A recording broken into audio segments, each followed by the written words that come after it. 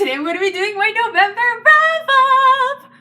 I know this is so late, but as I mentioned in my November TBR, my November was crazy. I was so stressful and I had so much to do and I was so busy. Not only did I barely read this month, I also kind of had a hiatus from this channel. I also stopped posting on Instagram and I barely went on Twitter. November was just so hard to get through, so stressful, but I'm so happy that it's over now, and now I'm doing my wrap-up.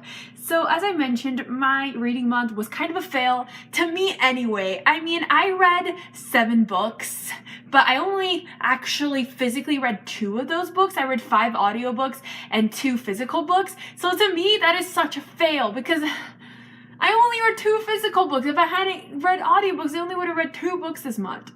So anyways, let's get started. The first audiobook I listened to was A Torch Against the Night by Sabaa Tahir. So I was so freaking excited for this book because An Ember in the Ashes was one of the best books I read in 2015. So I was so excited to listen to this on audiobook. And I have the book, but I didn't really read much of it. I mostly listened to the audiobook. Anyways, the audiobook was amazing. They had 3 different narrators. It took me a while to get into this book, but once I did, I ended up really loving it. Yes, I was really disappointed with this book because I hyped up this book so much because An Ember in the Ashes was phenomenal. I didn't like this book as much as the first book. Maybe that's because I read it during a really hard time and I listened to the audiobook. I don't know, I just don't feel like this book was as good as the first one. It was still really good. It had so many twists and turns. It was really bloody and brutal. I did not like this better than the first book. I gave it 4 stars, although there is this one part, there's so many twists and turns, but like one of them, I was literally like listening to the audiobook and I was walking to the car to get picked up, and this thing that happened was so shocking that I literally stopped walking and my jaw just dropped. I was like, what just happened? Oh my god. I was like so shocked that I literally stopped in my tracks. Next audiobook I listened to was It Ends With Us by Colleen Hoover. Oh my god, this book destroyed me emotionally. It's one of my all-time favorite books now, and it's such an amazing book. This is one of those books that everybody needs to read. It's such an important book. This is the hardest book I've ever had to read. Most due to the fact that a lot of things that happen in this book I could relate to on a personal level. It's just such an important book. Everybody needs to read this book. I'm not going to say what subject matter it touches on because you need to go into this book completely blind. Do not read reviews, do not read descriptions, do not watch reviews, like don't do anything. Just get It Ends With Us and like read it. This is one of those books that you need to go in completely blind. I really wanted to film a review for this book, but my November was insane and I didn't have any time to film, but I really wanted to get my thoughts out, so I wrote a Goodreads review. And if you haven't read the book, I would not recommend going to go read it because it's all the real review is in the spoilery tags that I hid. So if you have read the book, go read that review because it's honestly like one of my favorite reviews that I've ever done. I poured my heart and soul into that review and I love that review so much. If you have read the book, please go read my review. And the next book I read was A Thousand Skies Above You by Claudia Gray, another audiobook. So when I went into this book, I thought it was going to be a time travel novel, and that's why I wanted to read it because I freaking love time travel. But this book is not a time travel novel, okay? So people, stop identifying this book as a time travel novel because it's not.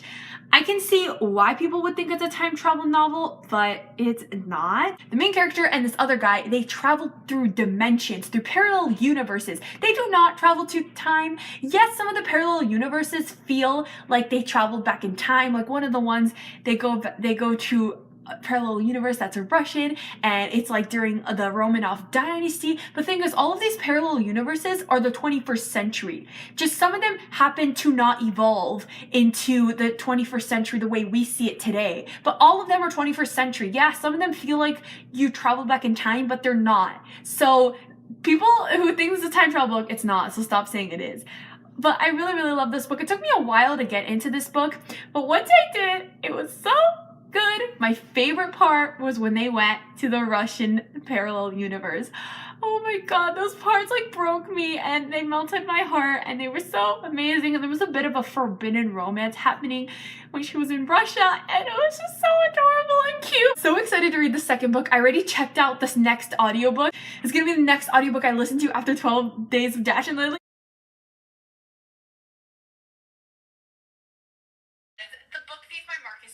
I actually physically read this book, and I also listened to parts of it on the audiobook. For some reason, I listened to the first 100 pages on audiobook, and then I started reading it by itself, and then for some reason, I would be reading it, and I would hear the narrator's voice in my head from the audiobook, and it was really weird. You know when you're reading a book, and you're reading it, and it's like your voice in your head? No, I was hearing the narrator's voice. It was so weird, so I was like, okay, I think I need to read and listen to the So I did that, but the thing is, like as I mentioned, my November was insane, and I never got a chance to read this book until the very last minute. So my friends and I went to go see the movie, and literally I was so busy all of November that the only time I had to read this book was the day that we were going to go see the movie. So I pretty much read this entire book, over 500 pages, in a day. One, I'm kind of impressed with myself, but at the same time, oh my god, I didn't like this book because of that, because I had to rush through it. Because I literally had no time throughout November to read this book, that I had to read it all in one go. And it was horrible. I did not like this book because of that. While I was reading it, I could tell that this book was really good, but I didn't have time to process it.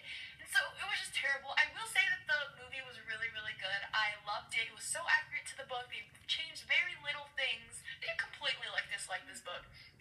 There were some parts I really loved. Like, I really loved the parts where Max shows up. Oh, those parts were so cute. And all the illustrations and stuff. Oh my god, I love those parts. And I also really love how this takes place during World War II. And it gives a very different perspective to the war, which, one, I am not accustomed to. All the books I read about World War II are usually about either Jews in the concentration camp and dealing with that, or people actively involved in the war effort, like they're in the military. This is the first book that I read that talks about the civilians, especially as this took place in Germany. So you get the German perspective of the war, but the civilian perspective, which is so interesting because there's so many things that you don't realize. Like, they're not actively involved with the war, yet they still have like air raids. Hitler's propaganda really affected them. So I really love that part of it. I know in a few years from now, I'm going to have to reread this book and actually enjoy it and take my time with it. But for now, that's how I feel about it. The next book I read was Heartless by Marissa Meyer. So I loved this book so much. It's not as good as the Lunar Chronicles, but it was really good. It took me forever to get into it. I feel like this book is kind of similar to A Court of Thorns and Roses, and how most of the book is like but then you get to like the last 100 pages, like the ending, which is like, oh my god, it's so good. That's kind of like how Heartless was. Oh my god, this is the villain story of the Queen of Hearts from Alice in Wonderland. When I was reading this book, I was so scared because I knew that the Queen of Hearts does not end well for the Queen of Hearts, okay? It does not end well for her. And it was just so scary because I was like, oh my god, I know this book is gonna end bad and I'm really scared to finish it, but I mean, and I literally didn't know how it was gonna end. Every time I was reading it, I was like, I don't know how this is gonna end. I just know it's gonna be bad and I'm really scared. But the ending, like, emotionally destroyed me. Like, I knew it was gonna be bad, but that still didn't prepare me for how bad it really was. Oh my god. I love the romance in this. I love Jess. I mean, I'm not as obsessed with Jess as like everybody else. Like, I love him and he's great, but I'm not like, oh my god, my heart. You know, I mean, I liked this book. It was really good, but I'm not like obsessed with it like everybody else is. Audiobook was amazing. Rebecca Solar, I think her name is, she narrates all of Marissa Meyer's audiobook. Holy crap, she's a phenomenal narrator. She did all the different voices amazingly. I gave it 4 stars. There were also a couple Once Upon a Time parallels that made me so happy. I don't know if she actually watches Once Upon a Time, Marissa Meyer, because the parallels they were kind of like similar, but they weren't like copying Once Upon a Time. So I'm like, I don't know if that was a coincidence Or if she does watch Once Upon a Time. I hope she does, because I love Once Upon a Time. It's one of my favorite shows, so those like small little parallels and similarities made me so happy. Next book I read in November was P.S. I Still Love You by Jenny Han. I'm so happy I finally read this book. I pre-ordered this book. I even met Jenny Han. I got this book signed, and at Y'all West, not only did I get this book signed and meet Jenny Han at Y'all West, but I also sang karaoke with Jenny Han, and like, oh my god, it's ridiculous how long it's taken me to read this book, but I'm so happy I finally read it. This was part of my TBR jar pick. I picked, my pick was read a book somebody picked for you, and I asked one of my best friends, can you pick a book for me? And she said, P.S. I Still Love You, and I'm so happy that she did, because I love this book so much. It made me so happy and giddy, and it was just such a great book to read. I really needed to read a book like this month, because this month was, well, last month was so horrible, and this book just helped so much. The only thing is that there was a new love interest introduced to this book, and I was really confused. I was like, I love Peter, but John McLaren is so cute too. I don't know anymore. Both of them are so great. But I love the guy she ends up choosing at the end. I totally support her decision. I gave this book 5 stars. It was amazing, and I'm so excited for Always and Forever Lara Jean. And the last book I read in November was Everything by Nicole Yoon. Oh my god, this book was amazing. I fell in love with the writing style, the characters, the storyline. This storyline sounds like really cliche. Oh, a guy moves next door and the girl falls in love with him. But no, it's so unique, and Nicole Yoon did such an amazing job with this book. I loved it so much. There's a lot of diversity in this book, and that made me happy. I'm so excited to read The Sun Is Also a Star. I want to read everything by Nicole Yoon now, and I'm so excited that they're going to do a movie for Everything. Oh my god. Oh, I'm so excited for that. The last book I want to talk about, okay, so I didn't finish this book in November, but I read most of it in November, so I want to include this in this wrap up. So that book is Persuasion by Jane Austen. I have been reading this book since September. Like, it's been insane. I've been reading this for so long, and I'm so happy I finally finished it. I started reading this in September for the Ostentatious Book Club, and I read 10 pages in September and put it in the DNF zone. You guys watched Jesse's video. Anyways, but I completely stopped reading it for all of September and October. I read most of this book, but I also listened to audiobook. So I got this audiobook, which was a dramatic reading, and there was like 30 narrators for every single different character. Like, even the maid had a different narrator. It was so cool. I loved it, and I listened to half of it, I read half of it, and I also read some parts I also read and listened to some parts in this book.